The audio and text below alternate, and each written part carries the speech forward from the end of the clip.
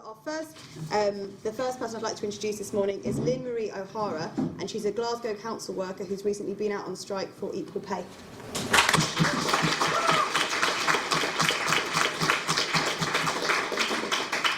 Good morning everyone. I nearly never made it because I can't simply tell the time, honestly. So thank you for inviting me here to speak about our fantastic campaign. Some of you have heard the story before, and I'm sure the story will go on for years and years and years to come, because what we did in Glasgow with the lowest paid workers, predominantly women, to get solidarity behind us and belief in ourselves and collectivism as a trade union and the other trade unions in the city and the other people that were representing some of the claimants, we all came together, we stuck together and we believed in ourselves. Trying to get some people to go out and strike who are very low earning workers with 2, 3 and 4 contracts was difficult until the point where they realised for 12 years they've been getting paid wrong. So we started to get together, we invited workers to become trade union members. Trade union members then became campaigners, they became activists, they became strikers, and ultimately they became the winners. And as I said before, and I'll say again, over the last couple of weeks, the women in Glasgow have got over 600 million reasons to be smiling, because 8,000 people are now got the money in their accounts. It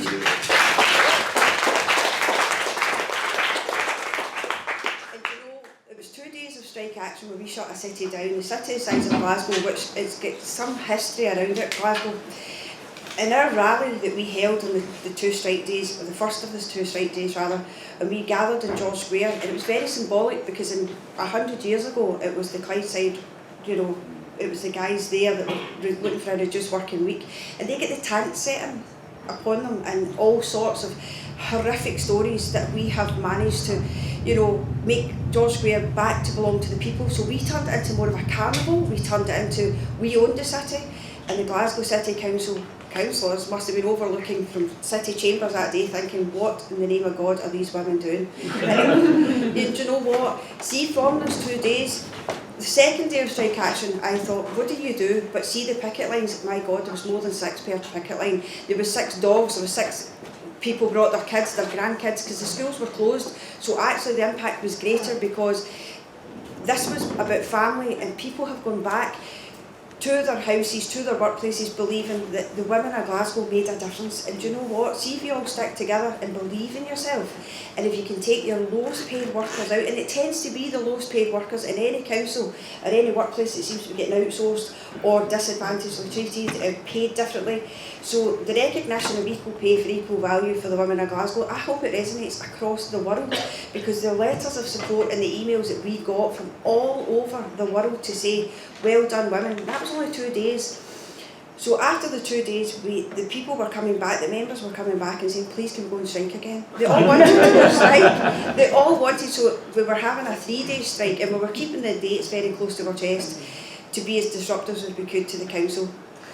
But we didn't have to do it. And do you know what? The sense of disappointment, because people had got together and believed in themselves, and they all wanted to be strike ready, and we were, and I think the council knew that.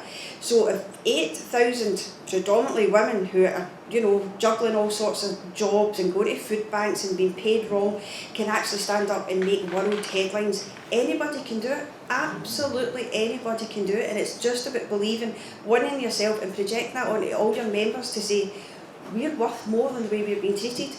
And do you know what? And we were Cordial, which was an arm's length organisation. Our membership in Unison in that workforce quadrupled over the time of this action. We've got all sorts of new stewards, we've got women have now become, myself included, I was a shop steward, I'm now a vice convener of my facilities management committee, because from it, feeling that people believed, and you believed in yourself and others believed in you, we've got stronger and stronger and stronger, and no more is the council going to mess with us. In today's headlines, I've just been sent the headlines, Glasgow is going to become bankrupt. Well, that's an awful shame, isn't it? It was morally bankrupt for all the years it never went.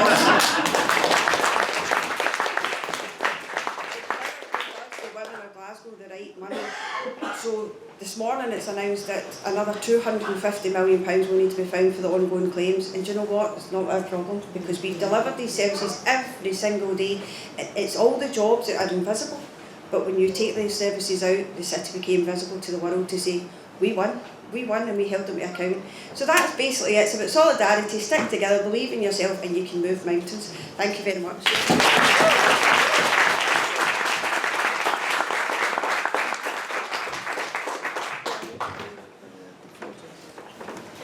Okay, thank you so much for that, Lynn. That was really, really inspiring.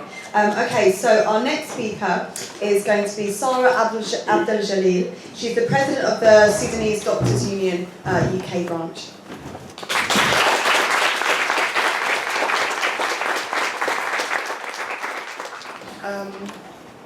It's still morning, good morning, and thank you very much for the invitation to speak. I actually was supposed to, Marwa was supposed to be speaking, so I'm going to be very quick so she will join shortly. So I'm Sara, I'm from the Sudan Doctors Union, which is the UK branch, and we are very grateful that you're highlighting what's been going on in Sudan. We are very proud of the peaceful resistance that has been continuing for 7 months. And as Sudanese women, I'm sure Fida and Wafa and Marwa, we are all very proud of what the Sudanese women have been contributing to.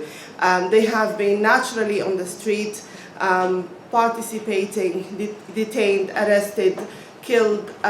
They have been the cornerstone of this revolution. What I wanted to highlight is simply that in the last 30 years, we were crushed down and we were made invisible, and we were forced to be silent by the regime. But we resisted that, and our resilience brought us back, as you can see in the last few months. However, we are launching a campaign called Silence in Blue. And if you ask about blue, it comes from Blue for Sudan. And if you ask about Blue for Sudan, it's from Matar, who is a British Sudanese, one of the youth who left UK and went to participate in the revolution, in the sit-in in front of the headquarters. The sit-in in the headquarters continued for 7 weeks, and it was the new Sudan, the Sudan that we dreamed and we still dream about, the Sudan where there is multi-faith, multi-ethnic, multicolored society. But a massacre took place on the 3rd of June, and he died there, he was killed, and there were 28 who were killed, thrown into the River Nile, 700 injured, but there are quite a few who were raped and by the rapid support forces. And this is where people still cannot overcome this trauma, and obviously it's still a stigma, and we think that there's an underestimation of those who were raped. Is it new? It's not new. We know that sexual violence have been used in the past and is still ongoing, and therefore we feel it's our role to say we should stop that. Not only in Sudan, but elsewhere, because this is the way they want to silence women again, although men have been as well raped in this massacre as well. So the illustration that you see on the left is by Amal Bashir. She is a Sudan artist. She drew this painting. It has got Hurriya, Salam, Adala, which is freedom, peace, and justice. This was our main slogan for a few years, Hurriya, Salam, Adala, والثورة خيار الشعب. But she then painted this Sudanese woman, and then she put a red mark to say that the sexual violence is trying to silence us again. So from the Sudan Doctors Union, UK, we feel that we would like to keep an eye on Sudan. It's not sorted yet. We haven't reached the solution. We would like to your help and to stand with us in solidarity to spread the word about sexual violence and how it has been used as a tool to silence women in Sudan and elsewhere. I will stop here, so I will allow Marwa to participate. Thank you.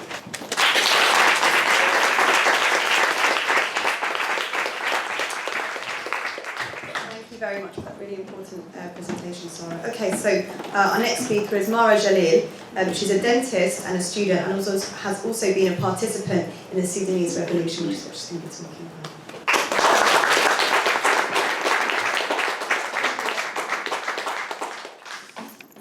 Well, first of all, I'm very sorry for being late. All right.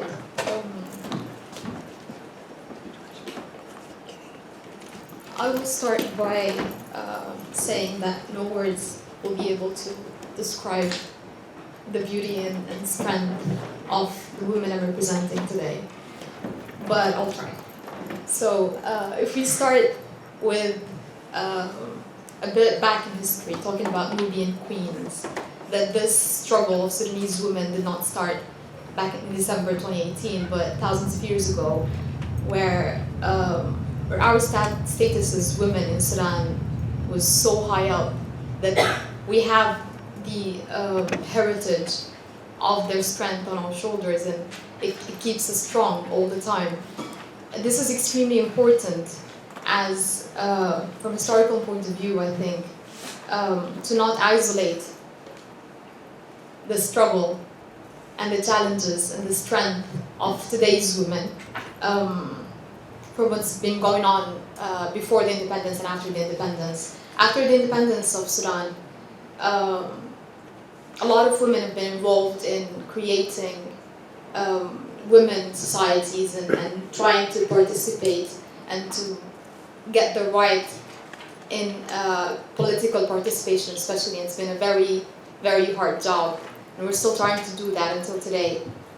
The public, what's really relevant to this revolution is what the previous regimes introduced to the Sudanese community and the Sudanese culture, what's known as the public order rules, which aim, basically, they're put as an order or as a rule to suppress all the society, but really what it's been doing is suppressing women as a way, as a tool to suppress the society.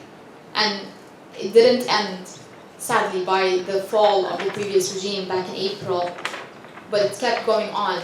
As we can read, a lot of the reports coming out from security service agents, and what I would really like to talk about today is break the women so as to break the society.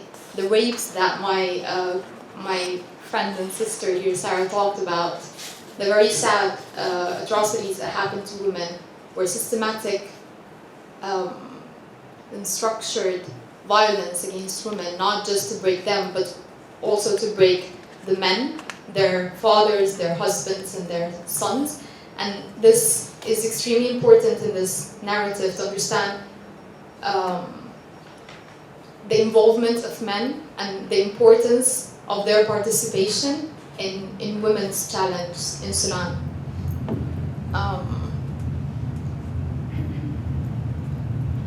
What's really what gives me shivers about, I went there on the 10th of April, so on the 8th of April, I study UCL, I'm doing a master's, a full-time master's, and there was, in my plan, it wasn't really planned that I would go back to Sudan anytime soon. But on the 8th of April, so the sit-in started in front of the headquarters on the 6th, and on the 8th of April, all of my family, my friends, and everyone there was there, and it was really violent what was happening to them, and I couldn't take it. So on the 8th I booked my ticket, on the 10th I was in Sudan, and luckily for me on the 11th the regime fell and I was there to witness it. But as we all know, it didn't stop there, because it was never really just about the regime. It was about the structural violence that was embedded in our culture during the last 30 years and way before that even. So for me, although some people think that 2 days ago when this agreement was declared, that this was going to be an agreement between the Freedom and Change Forces for Freedom and Change and the Transitional Military Council is going to be an end, that now people can go back to their homes and chant for their freedom. For us, although even for everyone, I don't take that as the end for the revolution, but especially for us as women, I think this was only the start for us to reclaim our position in society and politics, and to bring back this heritage that I talked about earlier of our kandakas, of our Nubian queens. So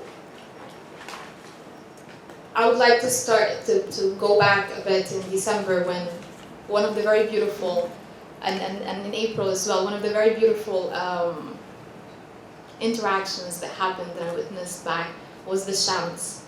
So there's so many chants to just make people very enthusiastic, encourage them to go out and participate, and to make them feel empowered. So, and as a result, because these kind of chants just come up out of like almost nowhere, but they tell a lot about how these people are, how the society thinks about itself, how the society thinks about women, how the society thinks about their own power. And one of the very distinct chants were to the previous to the former president. So good to say that.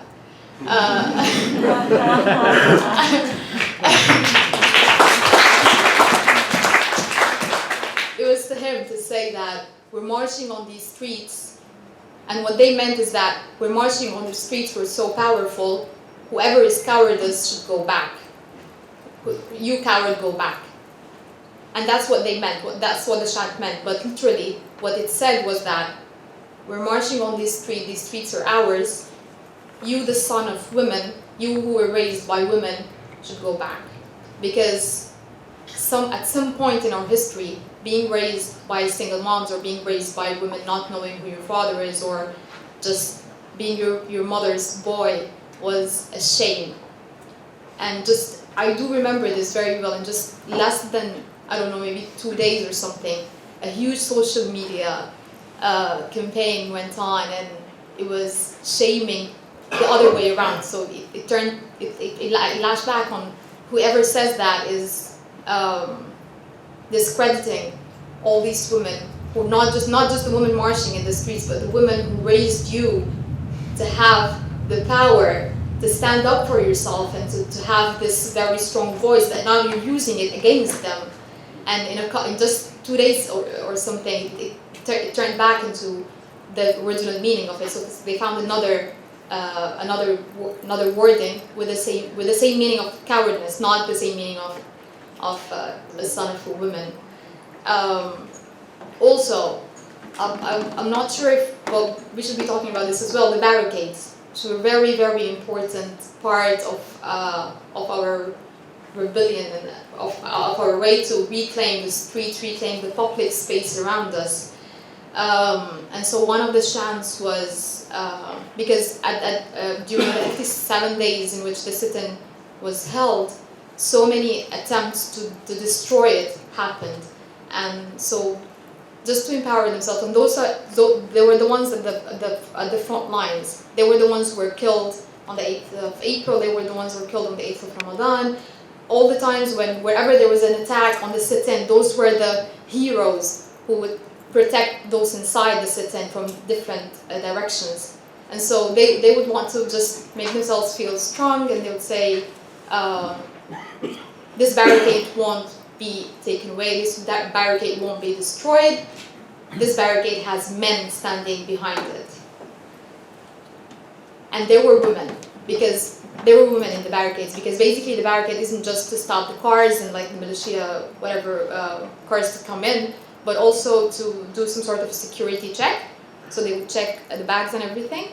And so there were women checking women's bags and checking women's bodies, and then there were men. So there were women there at all times. 3 a.m. in the morning. This is extremely important because I was just telling Anne the other day, even to just be late, to be like 11, to come back home at like 11 p.m. or something is extremely late for a girl in Sudan.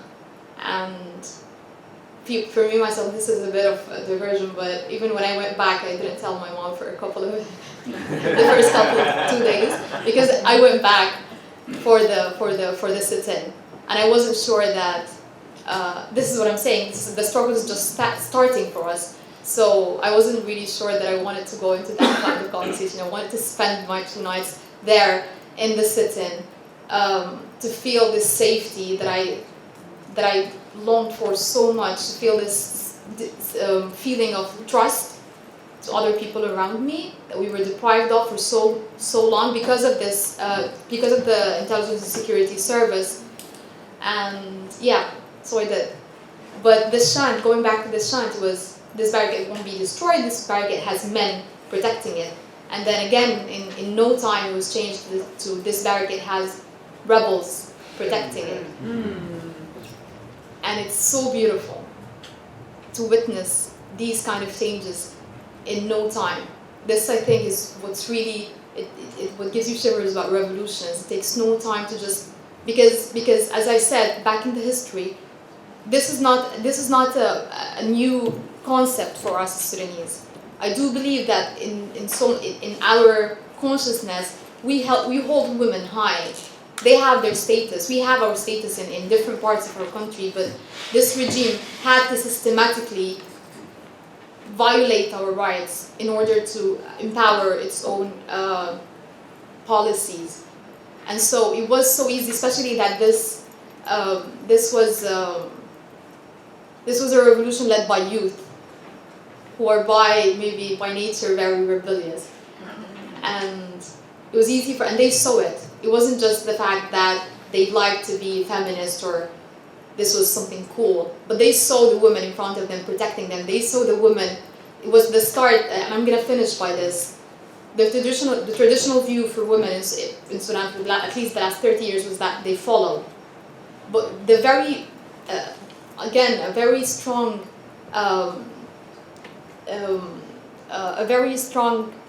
character of the revolution is that because we only use social media, so the way you know that this protest is going to start usually was at 1 p.m. somewhere in like a certain place, a location, and it would start with I don't know how to say it in English. I don't know if you can help me, guys. Zagruta? Yeah, you just. Can you do it? Thank you. So it's a certain signal that it's 1 p.m. now, and everyone comes out of nowhere. And this was only done by women. So we're changing all these views that we're following. You men lead, and then we go to the point where no, whenever there's tear gas, whenever there are people coming, the militia trying to kill us, they do that. They do the zagruta, and then everyone, the men stand, and they're like, no, we have to stand, not to protect the woman, but to share this revolution with them. And it's absolutely beautiful. I think my time is up, but I'm looking forward to your questions and to talk more about it. Okay, our final speaker from the platform before we open this up for discussion and questions and contributions is going to be Amy Leather, who is the Joint National Secretary of the Socialist Workers' Party.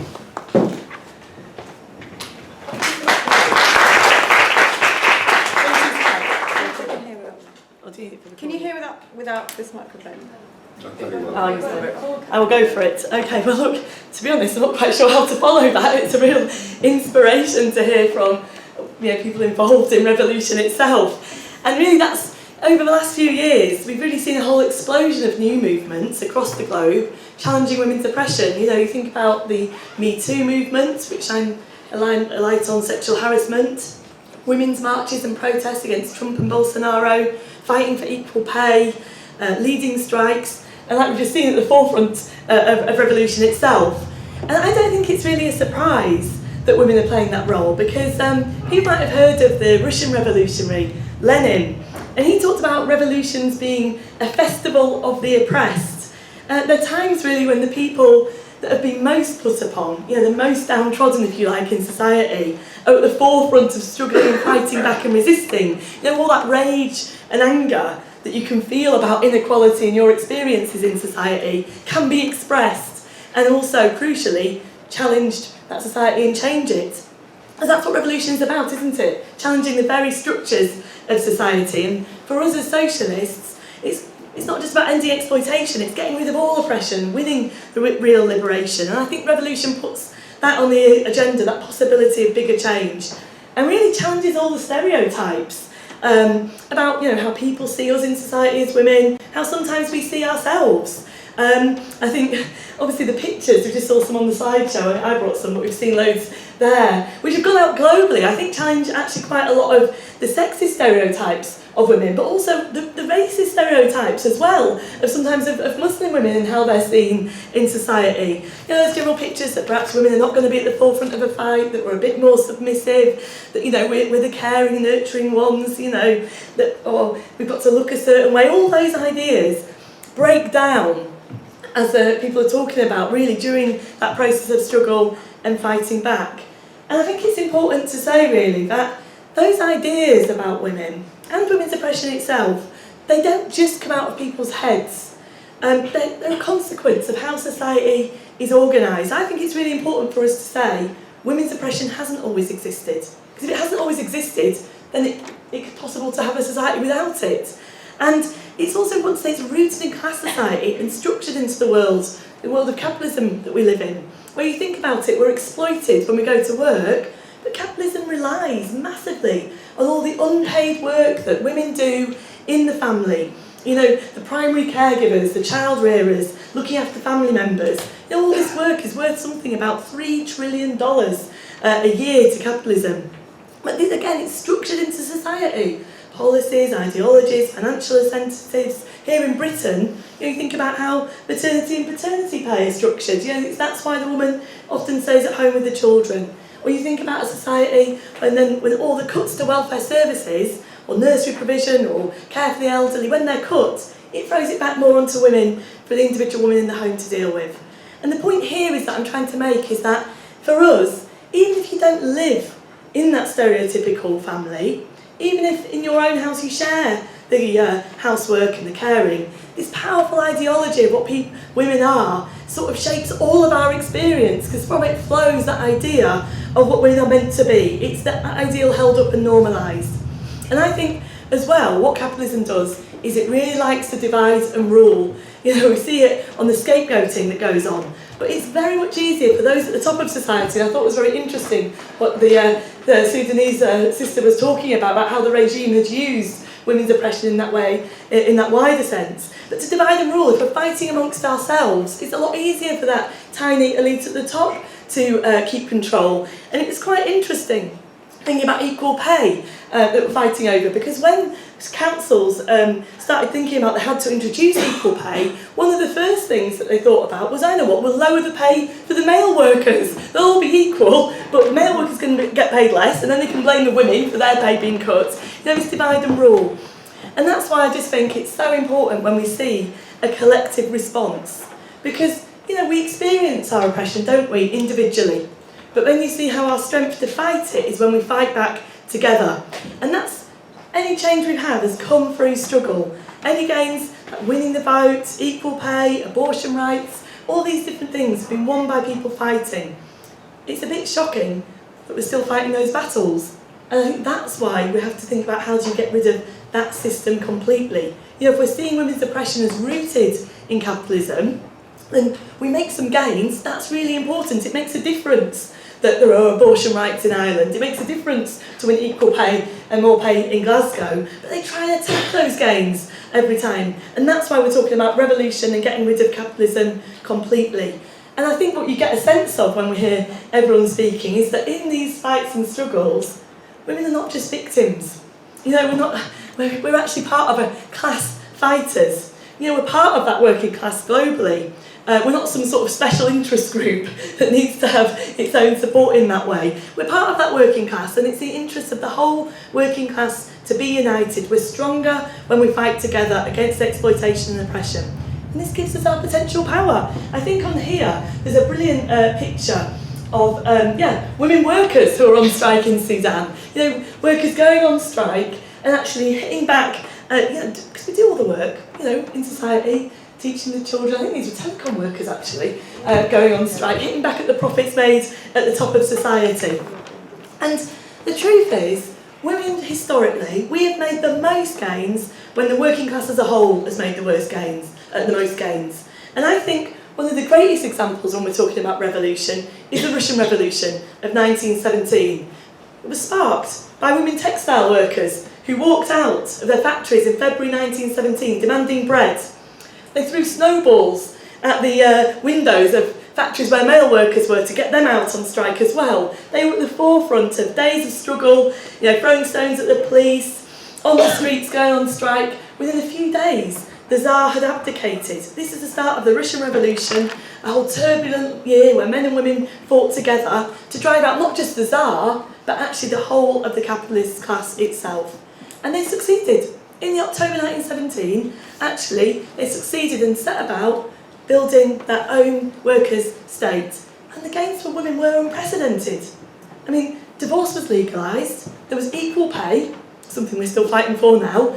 Abortion was legalised and free on demand. Remember, this is 1917, over 100 years ago. Homosexuality was legalised. And these are massive achievements for women, but they weren't just legal changes. They opened communal canteens, laundry facilities, socialised childcare, so that actually women could participate fully in that life and not just be at home. And I think, given that was over 100 years ago and the resources of the time, how amazing it was, really. It shows the potential, doesn't it, for how real liberation can be achieved, and it shows in practice what's possible, actually, when we start thinking about how we can transform the system completely. And that's why I think it's so inspiring to hear struggles. It shows what is possible when you hear about a dictator that's been there for decades, swept from office, when you see new forms of organising on the streets, that you're talking about, the sit-ins, all coming on, organising together. And I think then for us, this is why we talk about how do we take that forward and talk of socialist revolution that gets rid of exploitation, abolishes class, and actually uproots women's oppression completely.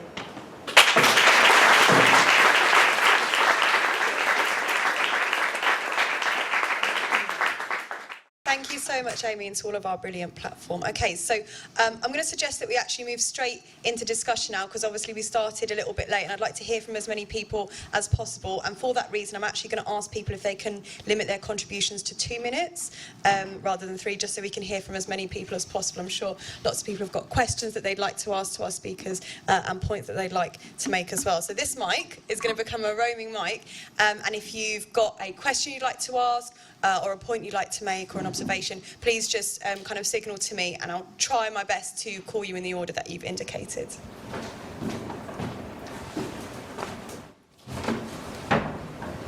So thank you very much.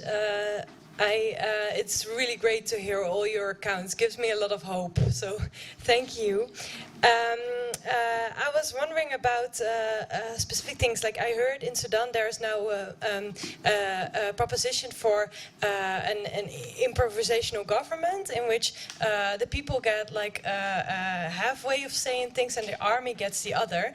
Now I know that the movement is very critical of the army, also because of Best's story in which the army played a role in beating down protests. Also in Egypt we saw this role of the army. So I was wondering, what does this mean for the movement, and how should we relate to that? Also, I was wondering, I know that women have the most to gain in society because we face these oppressions of fighting against it. You said so with the chance, how easily they change. That is remarkable. But we also have the most, I think, to lose. The repercussions will be very hard if we lose. I'm thinking back about World War I. There were reformist parties in Germany then. It's a long time ago, but there were reformist parties and women within them who organized because of all kinds of reasons, also separately. They were organizing specifically. Women were very critical also about the war, and they were often against it and organizing demonstrations against it. So is there a form of self-organization of socialist women within all these groups? I think we all must unionize. I think we all must be part of revolutionary socialist organizations, of course, but I think also we can use the critical potential of women against reformist tendencies. What is your view on that? And last thing, I was wondering, solidarity with the Sudanese trade unionists and activists, how do we organize that? In the Netherlands we have a petition, I see the posters, maybe we can all buy a lot of that and spread them. We start a petition with some demands. I was wondering if there are any more experiences with organizing solidarity and tips, because there are a lot of diaspora and not all people can go to Sudan, so how do we support? Behind you, please. Thank you. Thank you to the brilliant panel, and it just sort of brings home, you know, when you said that things can change so quickly in that situation, you know, the creativity and courage that can just erupt. And I think sometimes revolutions, people say, we didn't see it coming, it came out of nowhere. Well, in a way, yes, but in a way, no. You know, these things have been building underneath, you know, people's bitterness, people's anger, and bursting out. And I think that when you describe the situation of women searching bags and the sit-in, it really evoked other revolutions revolutions. You know, there's people in the room, I'm sure as well, but who spent time in Egypt. I visited Egypt to report for Socialist Worker from the occupation of Tahrir Square. Women on the edges searching bags and frisking you, going in to make sure. And in the square, over numerous nights, women saying to me, I would never have been in the middle of the city in Cairo at this time, and yet they were staying under tarpaulins, in tents, with tens of thousands of strangers night after night, and it was safe, because that was something else that happened in that revolutionary moment, was the sexual harassment, which is so endemic on the streets of Cairo, became this area of Tahrir Square was safe, and people felt, you know, young people, older people, whole families, generations were able to stay there. But I think that when we look at why it is that the regimes become so terrified when women end up playing this role, and I think it's because of what it represents, doesn't it, of the fact that really you are pushing up and breaking things, breaking the structures, challenging everything. And so this change in the slogan, the words that you're saying, I mean, it's just tremendous. And I suppose it not only gives me hope about Sudan, but of course you look back at Egypt now, a former president, after 30 years, fantastic. You look back at Tunisia, a former president brought down by the people. But of course, the counter-revolution in Egypt, it's been crushed. It's in a dreadful situation. But what it shows to me, as a socialist, is revolution is not just one event. We don't just go, wasn't it wonderful in Cairo, but now it's over. We say that it's a process, the revolutionary process in the 21st century. The conditions that created the revolutions in Egypt and Tunisia and Syria are still those conditions. You are the latest example of the fact that regimes can't keep the lid down, you know, and they can keep the lid down somewhere, but perhaps then somebody else is going to revolt, and that will give inspiration to the millions who fought in Egypt, who now feel that they're back in, you know, they can't put it entirely back in the box. So I suppose for me, it's what it represents. And I suppose the final point is, you know, you've asked about organisation, but that sense of what we're trying to do here at Marxism is have a socialist organisation so that you don't just wait till those big moments, the barricades, the sit-ins, the marches, you have a sense of what you're fighting for. You have a sense of what we can do and learn lessons from other people's struggles, so that when, you know, the chances are that they need, you know, that there needs to be socialist organisation, that there's things there already in place. But absolute, you know, tribute to you. It's magnificent to hear you speak today.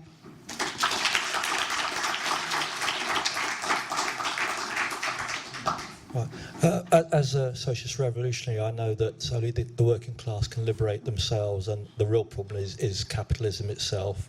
And the only way to do that is by revolution.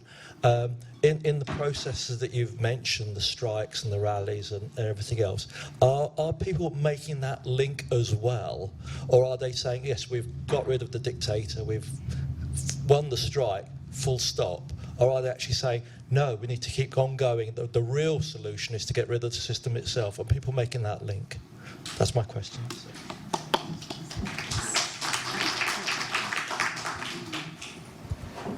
Thank you very much, and thank you to all of the speakers. My name's Anne Alexander, and I'm involved with Middle East North Africa Solidarity Network, and we produce Middle East Solidarity magazine. And I wanted to talk concretely about solidarity and actions that people can take. And actually it links up with very much the struggles that Lynn Marie has been talking about in terms of what we do in our trade unions here. So one of the things that we campaign around is in solidarity with the revolution in Sudan. We're working with colleagues like Sara and the Sudanese Doctors Union.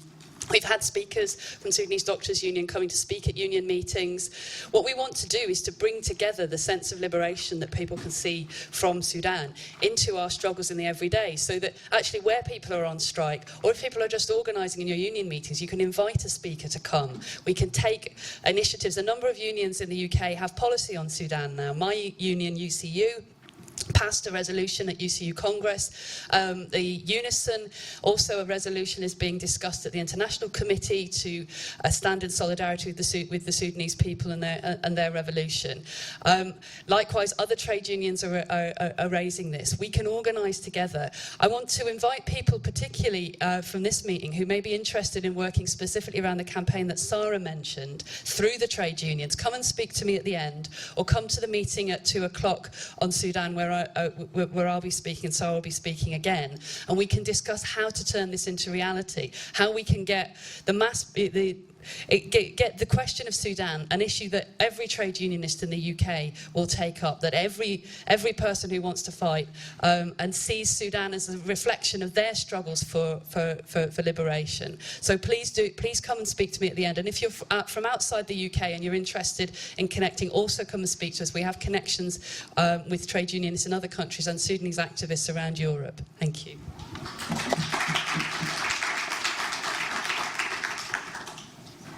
Yeah, the lady with the black top. Yes. Thank you. I'm Ola, I'm Polish, I'm from Razem. This is a sort of minute social democratic party, from reformist to more revolutionary, but officially social democratic. Also, now I live in the Czech Republic, and my comrades are from the Czech Republic. Thank you very much for your speeches, and I'd like to find out more how to spark and sustain the revolution. This is a big problem, because in Poland, Polish women for the last 3 years or almost 4 years, have been sparking strikes, the Black Strike, to defy the new total ban on abortion. And we've been kind of we managed to keep the present law, which is, basically there is a ban on abortion in Poland. But we managed to keep it like this instead of liberalize it. I don't know, we're doing something wrong in Poland, obviously. We haven't, it's really inspiring to hear what, people in Sudan are doing, or people here in Great Britain are doing. We're doing something wrong in our part of the world. I don't know, maybe it's because we're so-called post-communist countries, I have no idea. Maybe our situation is too good, and I don't know, socialism is, connected with something really wrong in our part of the world, but we're totally ineffective. I'd really like to know how to do this. I know that it's not an easy answer, but I mean, Polish people have also been protesting, all the weird deforms, as we call it, that the government has been, pursuing overnight, because usually they do everything very quick overnight. And, we've been protesting in front of courts also for many years, for 3 or 4 years by now, and nothing happens. The party is still in power. Nobody's killing us yet, hopefully. Yeah, but I mean, there are brave people from Sudan who risk, and brave women from Sudan who risk being killed, and you guys or you girls seem to be more successful. Really, I'd like to get some answers. Thank you.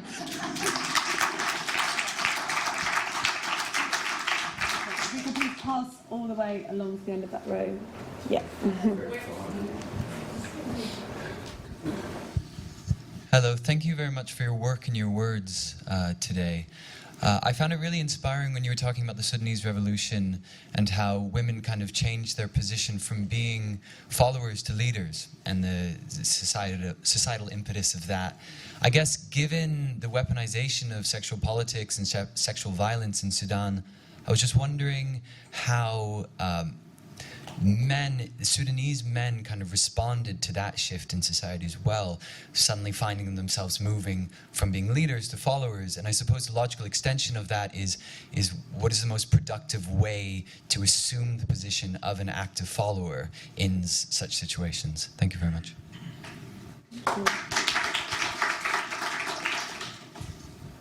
So we can just come down the front. Thank you, everyone. You've been really good at keeping yourselves to time. Please make sure we've got. I've got 3 more people down. Depending on how much time they take, there might be time for 1 more person after that as well. I'll see. Hi. Thank you so much for the amazing contribution. So I guess my kind of question is, same as our Polish sister here, is that how did you break away from being a follower to being a leader? I guess I have quite a personal reason to ask that is because of what's happening to Hong Kong right now. And it's really, really breaking my heart being in Britain, and just there's no... Okay, so when I try to talk to people in Hong Kong, my family, my friends, they don't put feminism as a forefront of their struggle. It's not something that people think about, it's not represented in media, and it's a lot of resistance coming from left, right, and centre when you try to talk about women's role in the society. Even though women participate in everything, in the strikes and in everything, it's not represented, and it's still, the mass mentality is still, we should follow what the men does. Even though the youth is very empowered, but it's still very much a male-leaded revolution. And so I was just wondering, how did you kind of break away from that, and how did that start? Thank you.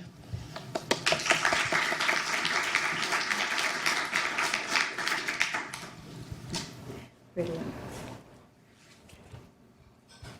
Hello, this is Aminu from Arabia, which is known as Saudi Arabia.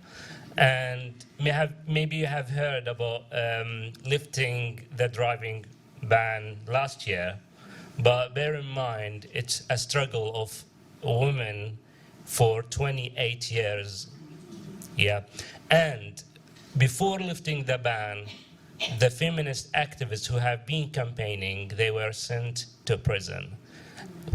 They are supposed to be behind the wheel, they are behind the bars now.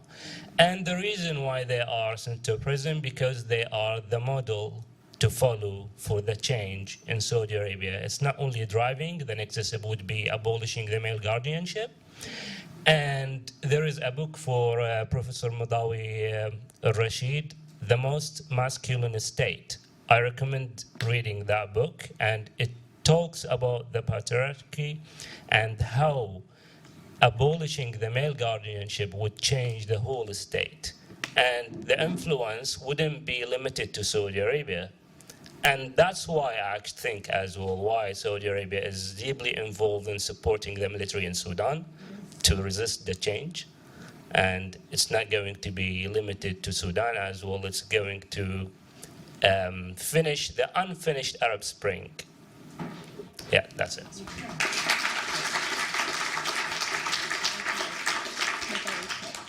Yeah. So, at the back, did you still want to speak? Yeah.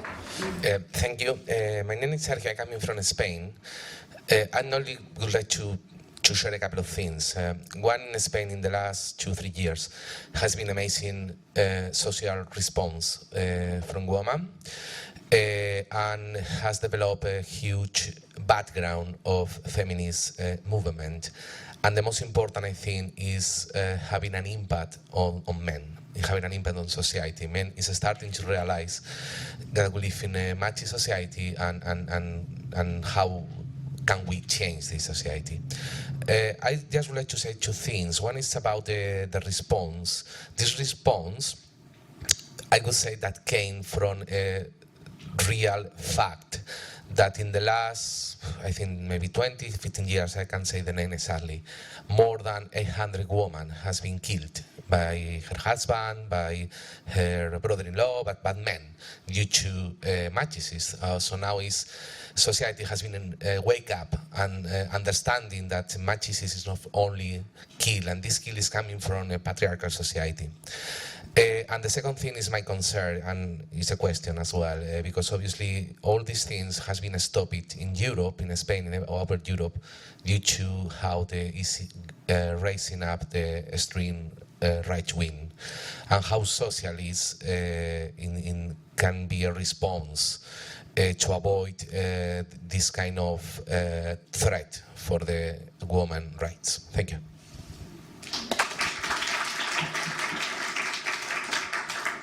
This will be our final speaker from the floor. Yeah, to the blue top. Thank you. I just want to thank all the speakers on the panel to start with, and also to say I find the struggle in Sudan just absolutely amazing. I really do. And you know the way you talk about it, and the role of the women and the transformation of ideas and so forth is just so inspiring.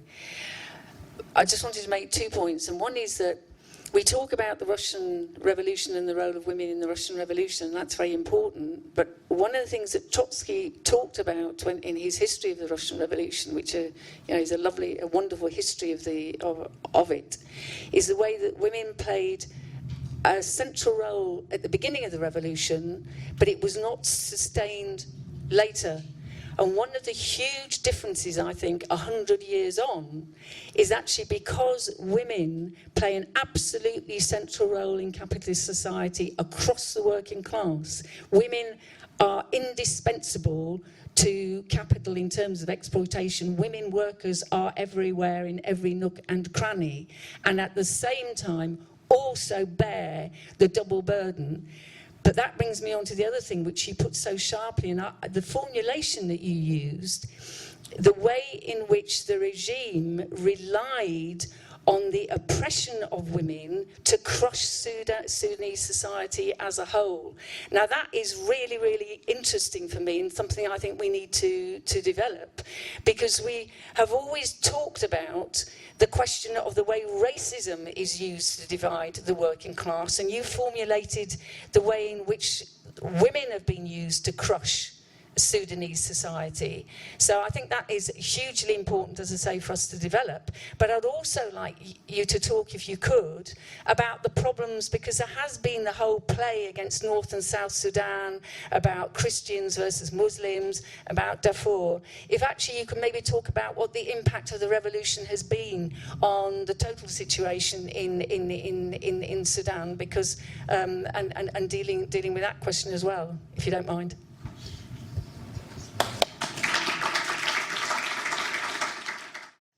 Okay, so I'm going to start by calling back Lynn, please. Well, thank you very much. Obviously, listening to everything that's going on across Marxism puts into perspective that, you know what, I think the world sits back and wants women against men and men against women. And do you know something? I know it's simplistic, but I think everybody has to be just the one person. And I think, taken away from Marxism, hearing all about the Sudanese stuff, it's horrific. Our sister here from Hong Kong, do you know what, it could reduce you to tears. But see all of this divide men and women and have people paid more or people's valued more. I think what we need to learn, and what I'm going to take away from this whole thing, is see the climate strikers, these kids that are 15, 16, 17, it doesn't matter if they're boy or girl, man or woman, they've all got the same motive, they've all got the same heart, they've all got the same aim. And I think as the adults that we are, we need to learn from them. Stop dividing, stop arguing, stop putting each other down. We need to respect each other and promote each other. But actually, to save our world for us all to live in happily ever after, we've got a big, big lesson, and we can learn it from these young people. And that's really all I'm going to say. Thank you very much.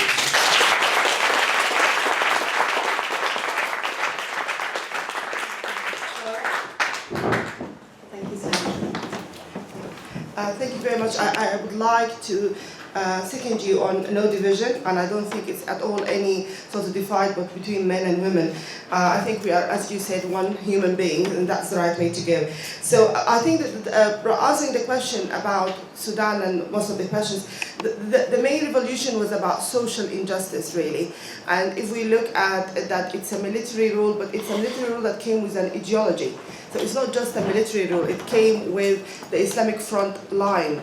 And therefore, suppressing women and trying to make us invisible was part of succeeding in embedding their sort of ideology. So the first question about how can you help, you can get in touch with us, as Anne said, and we're happy to link you in Sudan and or here with and I'm sure you will be very helpful with that.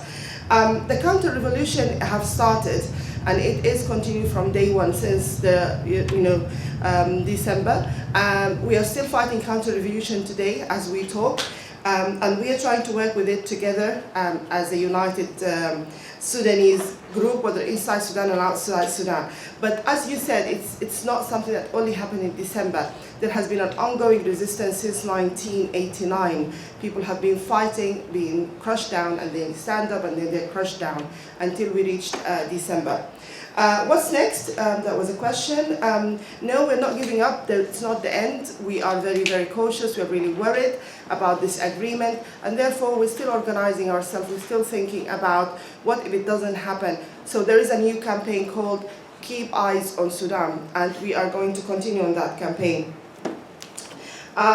We have never been followers. they made us followers. I remember when I was a teenager, my mom is just sitting there. I was part of an election campaign for Fatima Ahmed Ibrahim in Khartoum. I was only 12 or 13 years old. I was distributing leaflets and listening to her. My mom is a housewife, but she has been as well part of this sort of election. So we have never been followers.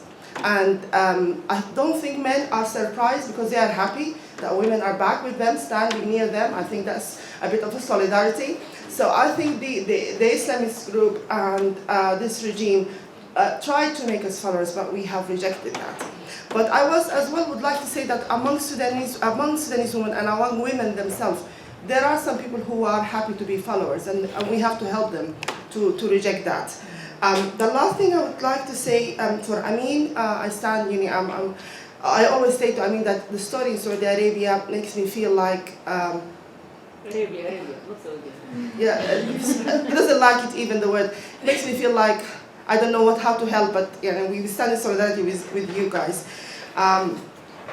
North and South Sudan, Islamists and Christians, Darfur and not Darfur, racism. In the last 30 years, there has been a lot of racism, discrimination in all aspects. I have never worn this until 1989 when I had to force to be wearing it to enter the university. Without wearing this, I would not allowed to enter the university, and I would not be allowed to attend my lectures. So I would like to say that the discrimination and racism has been at all sectors, but there was a very famous chanting, عنصر المغرور كل البلد Darfur. So you for Omar al-Bashir that we are all Darfur, and that was an important slide. Thank you.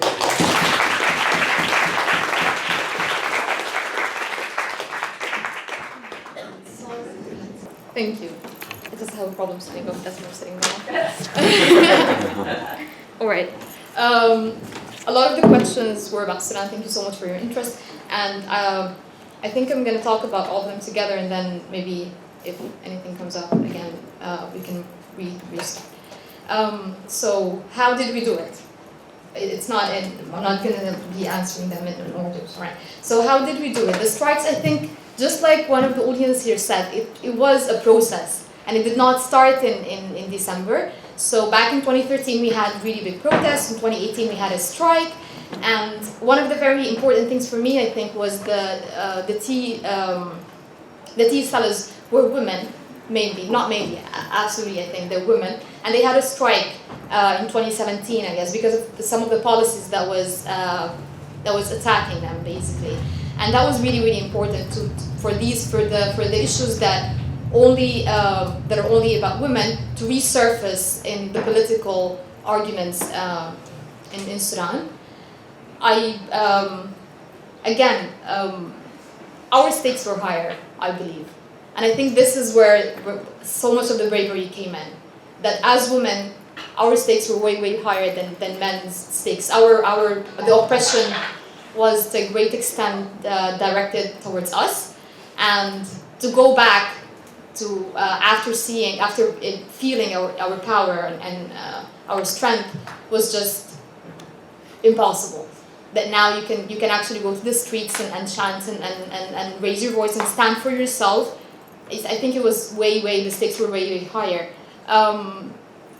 So a lot going to the question about how the government, the previous government and the current government, it's not a government yet, but the TMC used violence against women, was that basically, and how the reactions towards that was. So a lot of the activists in Sudan reported shaving their heads in detention and taking videos of them naked, talking to them about their reputation. They're going to be considered loose, and all of these things just bring up questions about what does a woman's reputation mean? What does it mean to be a woman really in Sudan? And what does this represent? Why is our reputation so important in relation to men's reputation, and how easy it is really to destroy a woman's reputation in our society? And it was really empowering to see these women just going out of the detention centers with their heads shaved and their arms broken. I don't have the picture here. And the next day they're there in the sit-in. Another important thing, that's why I'm saying it's not just about the previous government, but also the current, the TMC, is that the rumors about the sit-in.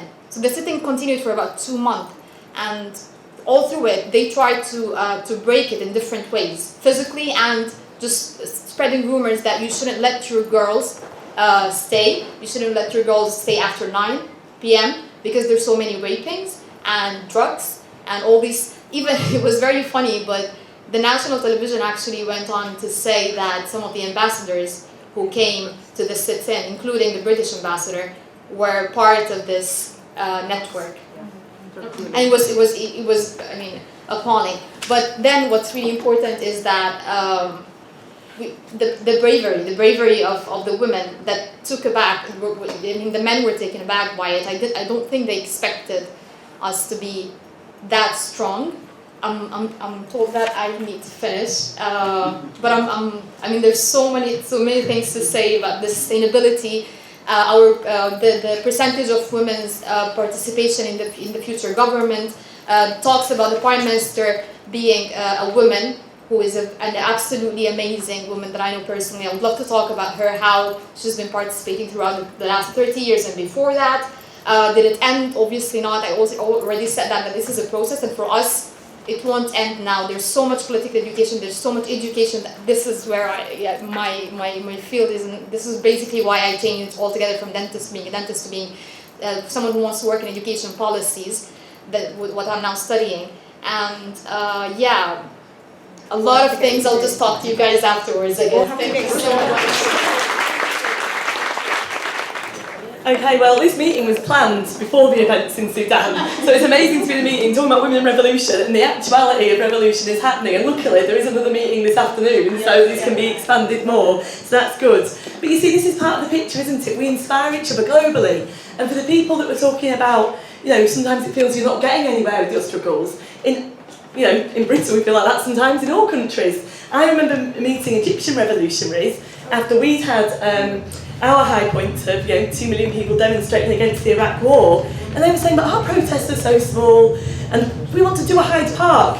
And in 2011 it burst forward, and we were like, wow, you've got rid of a dictator. Things can burst forward, and we inspire each other in these different ways. But the crucial thing is actually being involved in those struggles before actually a revolution breaks out, because you learn so much from struggle even when it's not a revolution. And that's very important, isn't it? Because it also then influences about what happens during a revolution, because it's a process, it's playing out at the moment. As I understand it, there's some key turning points, isn't there? Is there going to be a deal with the Transitional Military Council that puts an end to it where they rule? Or is it going to go forward? Do you have an organisation of, I would say, revolutionary socialists who can actually be part of a revolution but are going to go forward? Let's not stop here. We've got a glimpse of a different world that you've described. Why can't we have that permanently? Why don't we have to go back? And that's what I think is right about thinking about socialist organisation in the here and now that we build as part of those struggles. But you see, it's very important, because a lot of the time it's all revolutions can't happen. And now we can always point that they can happen, absolutely. And I think for us, getting organised, that's very inspirational, but putting that message forward, that in every struggle now, that is crucial wherever we are for making the gains that we can, we want to go far beyond. As socialist revolutionaries, we're not just about saying we want equality when men are treated terribly as well as women in society. We want a completely different world. That's what we're fighting for. Free completely of oppression, of exploitation, and where people have the real opportunity to explore our real potential. And so to finish up, really, I would say that's something that we're fighting for in the Socialist Workers' Party, in the here and now, and in the big struggles that are going on. And we really hope that if you're not a member of Socialist Worker now, that you join us in that fight and that struggle. It's an international one, and we're inspired by these revolutionaries here.